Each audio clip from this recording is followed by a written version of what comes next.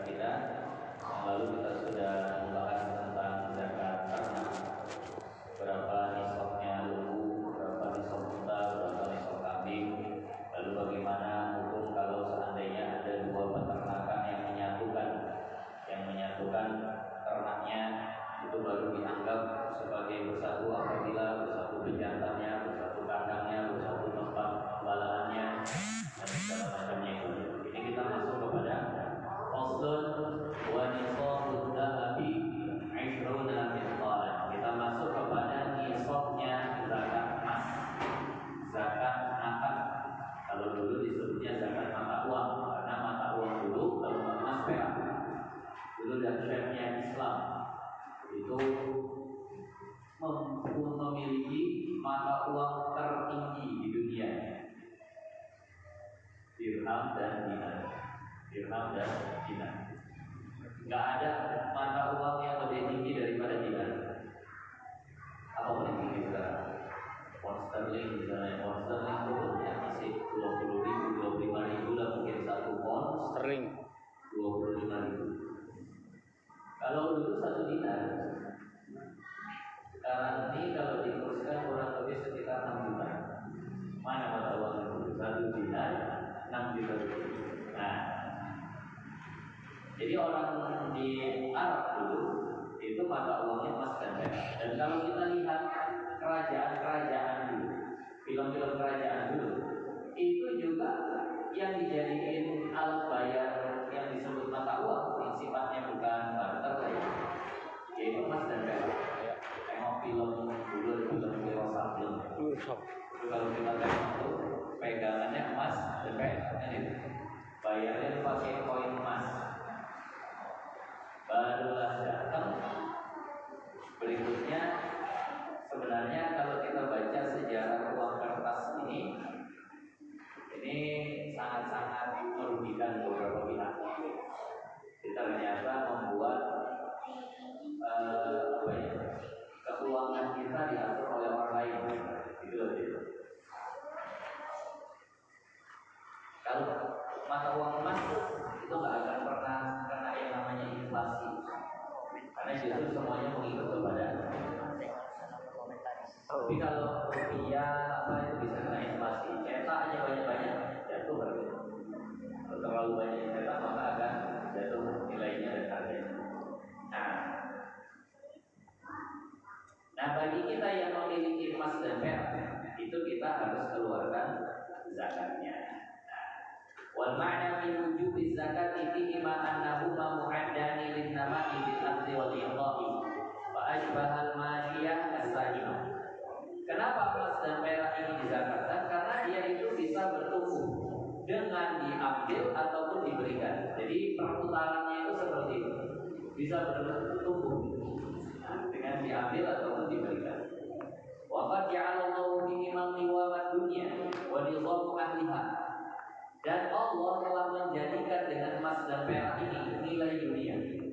Jadi nilai dunia ini mau apapun itulah, mau nilainya rupiah, mau nilainya dolar, bahkan harga handphone, bahkan harga apapun, itu sangat terpengaruhi dengan emas dan perak. Naik emas maka berpengaruh kepada semuanya. Turun harga emas maka akan berpengaruh juga kepada semuanya.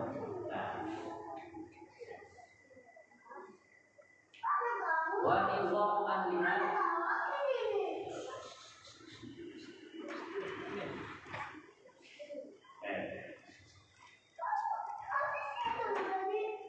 Udah. Enggak boleh. Boleh nangis. Nah, jadi Allah juga menjadikan emas dan perak ini sebagai penata kehidupan ahli dunia ini. Kalau ahli akhirat nggak ngaruh. Kalau orang yang memang fokus hidupnya adalah akhirat, maka dia nggak akan terpengaruh dengan naik harga emas, turun harga emas. Tapi kalau orang yang memang prioritas hidupnya atau fokus hidupnya adalah dunia, maka dia akan diatur dengan emas dan perak. Dia akan diatur sama emas dan perak. Nah, yang payah nih. Hidup di dunia tapi nggak jadi ahli dunia. Itu yang sulit. Jadi sebenarnya nggak berbahaya hidup di dunia ini. Kita berada di dunia ini nggak bahaya. Yang bahaya itu ketika dunia yang berada di dalam diri kita. Kalau kita berada di dalam dunia, nggak apa-apa. Kalau kata orang dulu, laisal khatar ayyakuna safi'an takuna safinah alal ma', walakin al khatar ayyakuna al ma' ala safinah. Yang namanya bahaya itu bukan ketika perahu ada di atas air, tapi yang namanya bahaya itu ketika air yang ada di atas perahu. Walaisal khatar ayyakuna al mu'min fid dunya, walakin al khatar an takuna dunya fi qalbil mu'min. Dan tidak berbahaya ketika ada orang beriman yang hidup di dunia ini. Tapi yang bahaya itu ketika dunia yang masuk ke dalam hati orang beriman, yang bahaya. Jadi maka kita usahakan untuk tidak menjadi ahli dunia walaupun kita hidup di dunia. Dapat ya alhamdulillah, gak dapat ya udahlah, orang bakalan ditinggalkan semua. Karena dunia ini kayak air laut, gak akan bisa menghilangkan haus walaupun diminum sebanyak-banyaknya. Kita haus, minum air laut, gak akan puas, gak akan hilang hausnya. Makanya itulah, gak usah heran dengan yang lagi di demo sekarang nih. Demo terhadap pejabat-pejabat yang kalau dinilai memang harus betul sebenarnya sama dunia. Yang kemarin jam tangannya katanya 11 miliar. Jam tangan 11 miliar itu bisa apa? Bisa menghentikan waktu, ya. Kalau bisa balik ke masa lalu, ya. Ini sama juga. Gitu-gitu juga. Nah, setelah dia punya, itu nggak ada rasanya lagi. Ingin lagi punya yang lain, ingin lagi punya yang lain. Lain benar aja, atau berita yang saudara. Tapi memang begitu. Sehingga mereka yang memang menjabat tapi pikirannya dunia itu mikir gimana caranya supaya aku bisa dapat duit banyak. Sehingga mereka udah digaji tapi kerjanya juga minta digaji lagi. Ada tunjangan sidang, ya kan mereka memang kerjanya sidang. Orang DPR itu kan memang kerjanya sidang, ini. Nah, itu ada tunjangannya lagi. Tadi kita bingung, ibarat ada orang digaji untuk bersihkan rumah. Terus waktu dia bersihkan rumah, dia minta bayar lagi. Aneh, ini memang ini kerjaannya kan udah digaji. Dia ada lagi tunjangan kunjungan, ya kan memang itu kerjanya itu, tidak ada lagi. Ya pokoknya mereka bagaimana caranya supaya dapat duit banyak, karena tidak akan pernah puas. Kalau mau cari dunia tidak akan pernah puas. Yang puas itu yang bisa memuaskan nafsu kita, keinginan kita, syahwat kita itu cuma surga. Gak masuk surga gak akan pernah puas. Mau punya apapun di dunia ini gak akan pernah puas. Kalau ngikutin nafsu, tapi kalau kita ngikutin kona'ah kita, rasa syukur kita, rasa kecukupan kita, ya punya apapun sudah cukup. Nah, ini yang kita hati-hatikan ya.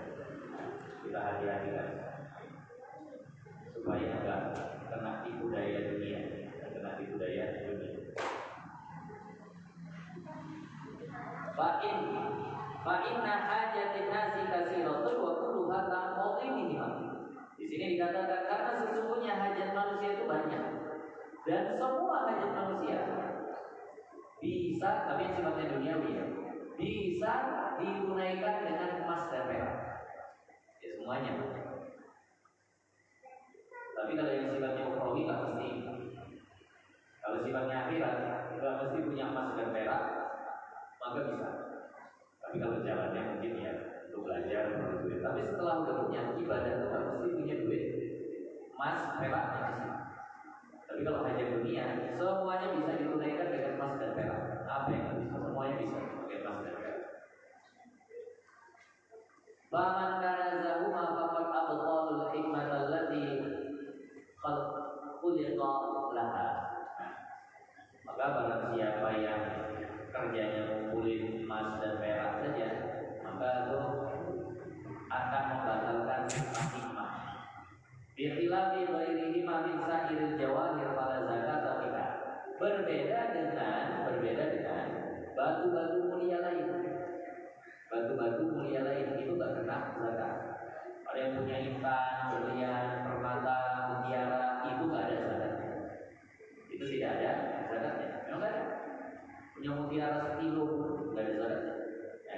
Karena fleksibilitasnya, apa namanya, gampang menggunakannya, tidak seperti emas dan perak.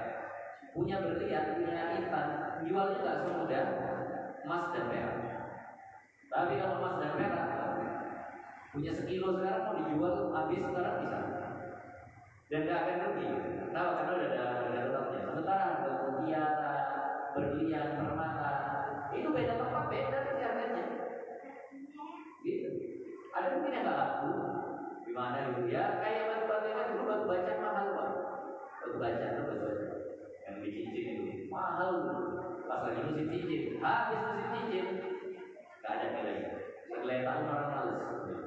Nah itu nasib batu-batu mulia yang lain. Tapi emas perak memang udah Allah ciptain dimanapun, kapanpun, siapapun akan suka dengan yang namanya emas dan perak. Wasumiyat dahab bidzalika li'annahu yadhhab. Kenapa disebutnya emas itu bahasa Arabnya dahabun? Emas itu bahasa Arabnya dahabun. Kalau yang pernah belajar bahasa Arab, dahaba itu apa? Pergi. Kenapa disebut? Karena pasti nggak akan pernah tetap. Dia pasti akan pergi. Pasti akan hilang. Nah, itu nggak akan kekal itu yang namanya emas tadi. Makanya disebutnya dahab. Wasumiyatil fiddah bidzalika li'annahu tanfud. Nah, kenapa dikatakan fiddah? Karena dia akan habis. Jadi sama. Nah, wa dinaru akhiruhun nar wa dirhamu akhiruhun ham. Masyaallah. Emas kalau udah jadi mata uang namanya dinar. Perak kalau udah jadi mata uang namanya dirham. Lihat ujungnya, kata ulama. Dinar ujungnya ran. Dirham ujungnya ham. Ham itu berarti galau, gelisah. Allahumma inna na'udzubika minal hammi wal hazan. Kan itu doa kita. Ya Allah, aku berlindung dari kegalauan dan kesedihan. Maka orang yang pikirannya asik dinar aja, khawatir ujungnya akan kena.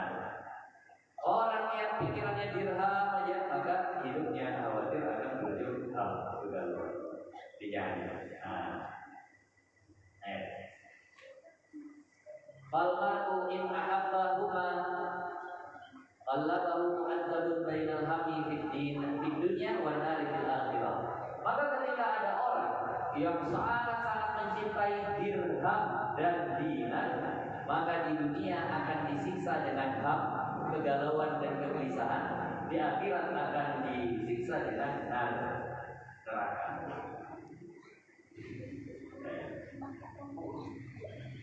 Kita kadang nggak siap jadi orang kaya. Jadi makanya udah disyukuri aja keadaan yang sekarang. Syukuri keadaan yang sekarang karena tidak semua orang siap menjadi orang kaya. Saya tanya, yang duduk saat ini, mengaji saat ini, ada yang penghasilannya sebulannya 500 juta. Ada nggak yang duduk? Mungkin ada mungkin. Tapi kayaknya dari potongan-potongannya tidak ada. 500 juta gitu.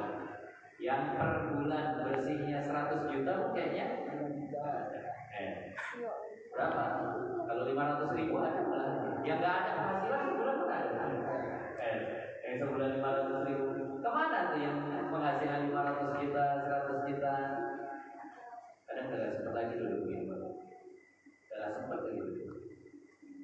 Padahal yang begini lebih mahal daripada 500 juta, daripada 100 juta. Bisa berjamaah, bisa ke masjid, jadi tamu Allah. Orang nggak punya apa-apa bisa rutin jadi tamu Allah. Orang punya duit miliaran, malah jadi tamunya orang kafir, kadang malah jadi tamunya orang yang maksiat. saja. Nah, maka dari paslah setelan yang begini sama kita ini pas. Saya mungkin punya duit 1 M tak ngajar lagi tambah saya. Kalau saya punya duit 1 miliar per bulan, 1 miliar itu tak ngajar lagi saya. Nggak tahu lagi. Jadi udah, ini udah ditakdirkan Allah begini, udah yang paling baik. Jadi 1 M udah tak mau jalan-jalan, jalan sana, sini, sana. Nggak tahu karena godaan dunia tuh begitu luar biasa. Ingin punya ini, ingin punya itu, nggak akan pernah bisa memuaskan. Gak akan pernah bisa.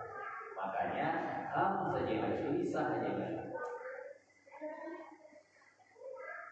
Saya pernah jumpa orang yang kayaknya asetnya itu banyak. Dia bisnis properti, perumahannya banyak, komplek-kompleknya banyak, udah banyak rumah-rumahnya yang laku.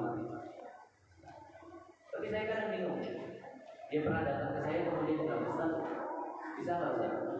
Nah, saya pakai dulu Ustaz, dahulukan aja 10 juta. Bingung saya. Nah, ini orang rumahnya di mana-mana gitu. Tapi kok bisa 10 juta gitu? Nah, saya nengoknya kan dari sana ini berbalik. Jadi mana nanti kalau laku bisnis perumahan saya, ini perumahan yang ini udah habis. Kan artinya kalau ketika itu sudah habis, tapi itu tadi dia pingin lagi, utang lagi sana sini, ambil lagi banyak-banyak, habis lagi. Nah, jadi maka ini tidak akan pernah bisa memuaskan orang, tidak akan pernah bisa memuaskan keinginan orang. Makanya dunia ini cukup ditempati sementara. Nah, gak usah untuk dicintai. Karena dunia tempat meninggal, bukan tempat tinggal. Ini tempat meninggal. Kita semua akan meninggal.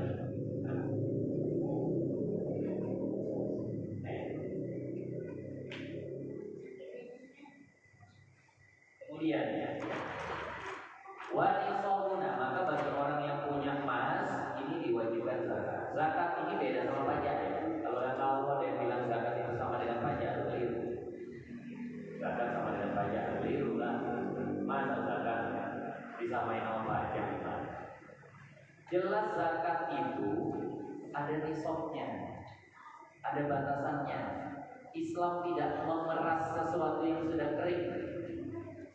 Islam itu mengambil sesuatu yang memang dia itu masih bisa diambil. Orang miskin mana ada? Kalau pajak, orang miskin nggak pajak nggak? Kalau bisa diperas sampai kering, sampai yang keluar angin itu diambil. Yang kedua, zakat itu sangat-sangat masih bisa diterima karena hanya 2,5%. Sekarang pajak udah naik berapa? Kemarin kan 10%, BPN itu kalau itu dari 10%, sekarang 12 ya. Nah, saya mau segitu dia bilang. Zakat cuma 2,5%. Kemudian zakat ini arahnya diambil dari orang yang kaya, dibayarkan kepada orang yang miskin. Tapi kalau pajak kadang diambil dari orang yang miskin untuk menggaji orang-orang yang sudah kaya. Karena udah bedanya jelas. Dia dibilang sama, ya marah orang. Dia bilang sama. Nah, berapa nisab? Berapa ukuran orang kena zakat emas? Wa nisabud dhahabi 20 misqalan. Dan nisabnya zakat, nisabnya emas itu adalah 20 misqal. Kita hitung ya. 20 misqal. 1 misqal dengan 1 dinar itu sama. 1 misqal dengan 1 dinar itu sama. Berapa itu 1 misqal atau 1 dinar? 4,25 gram. Berarti kalau dikatakan 20 misqal, 4,25 dikali 20. 85. 85 ya. Berarti kalau orang punya emas sampai 85 gram, barulah diminta zakat. Sekarang harga emas berapa? 1,5 juta ya, 1 gram. Ya, naik terus nih. Nah, satu delapan, masya Allah. 18 yang matematikanya 85 gram kali 1.800.000. 16.400.000. 1.800.000 kali 85 gram. Itu aja sudah banyak. Biar tahu nih, kalau seandainya punya duit segitu juga kena zakat. 80 kali sejuta, 80 juta, gitu ya. Terus 80 kali 800, 6 juta, 400. 64 juta. Ya, 4 juta. 640.000 rupiah. 80 tambah 150 juta. 140-an juta. Itulah sekarang berapa? Udah dikali-kali belum pas ya. 140-an juta katanya. Jadi orang yang udah punya duit segitu barulah dimintain sama negara, sama agama. Itu pun mintanya nggak banyak. Berapa mintanya? 2,5%. Ya Allah, sedikitnya 2,5%. 140 juta berarti 2 juta 800. 2 juta 3 juta 3 juta 3 jutaan dari 140 juta 140 juta kena segitu. Nah, 2,5% itu sangat dikit. Kalau mau dibayangkan ya 2,5% itu, misal ada opak atau kue yang bulat,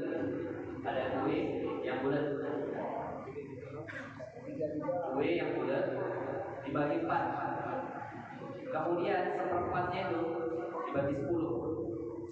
Diambil tuh yang seperempatnya itu kan sedikit betul itu dari agama. Ya. Tapi kalau itu dikelola dengan benar, zakat yang secuil itu yang kita. Ketika dulu Islam mengelolanya dengan benar, anak-anak tolong ya dulu.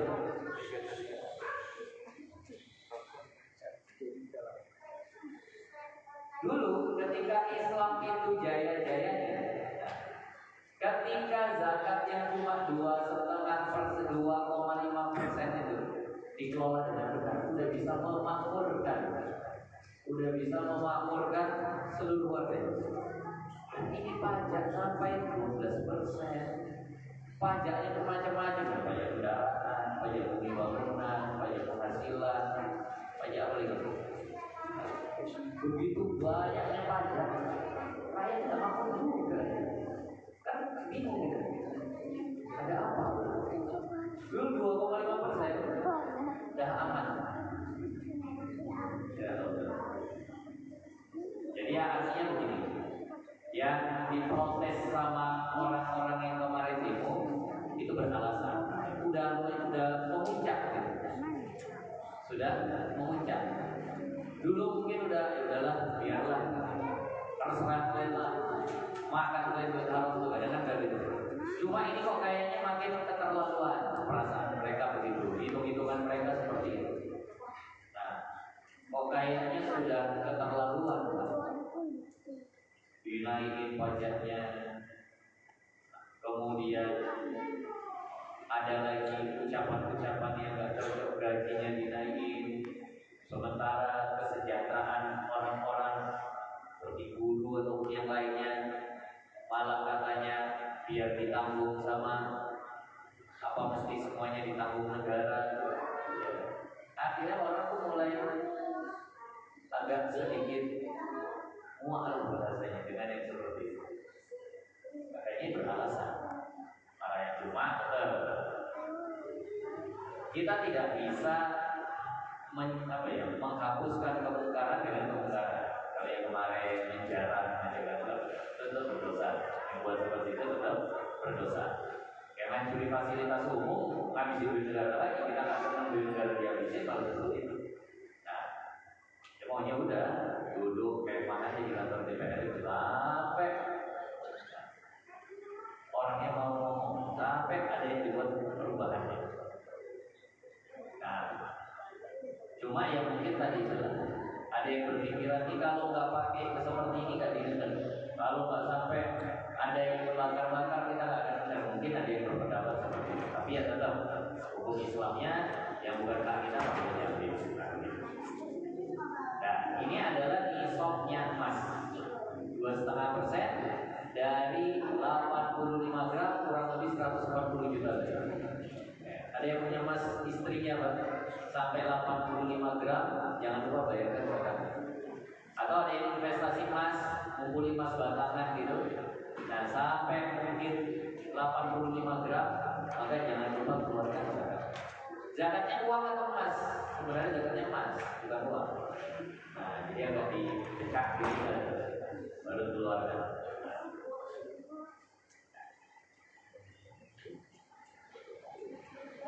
Kemudian wa fi mazada ala 20 misqalan bi hisabihi wa in qalla zaidu.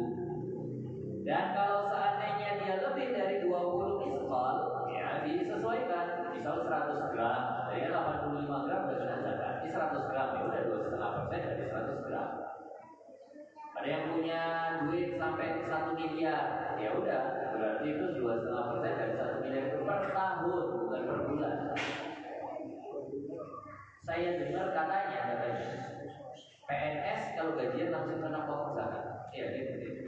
PNS kalau gajian langsung potong zakat per bulan baru ya Allah. Nggak tahu lagi dalam beliau zakat tapi per bulan.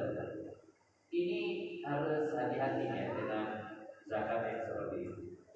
Karena kalau ada orang yang wajib zakat dikenai zakat, itu nanti akan jatuhnya zalim. Nah, saya pernah dicerita sama satu kawan saya yang merupakan PNS.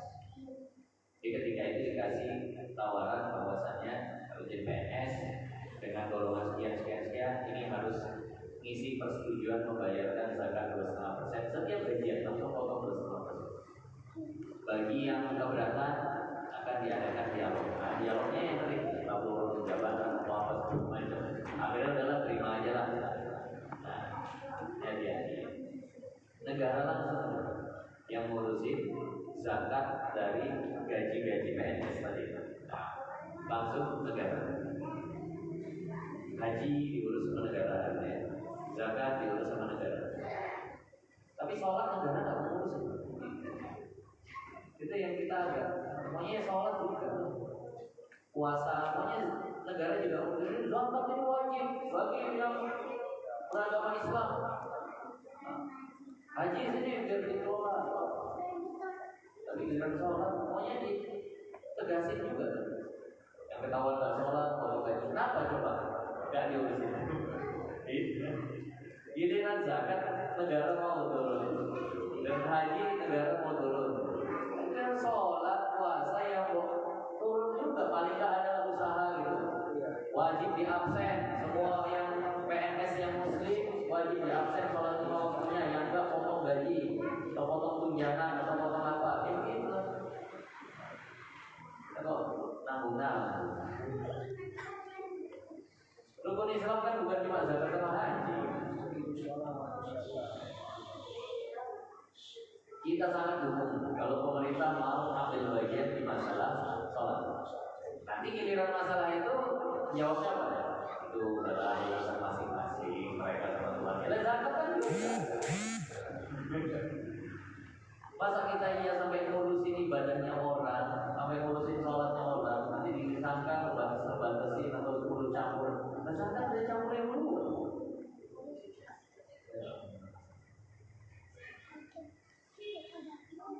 Nah, sekarang kita beralih ke perak.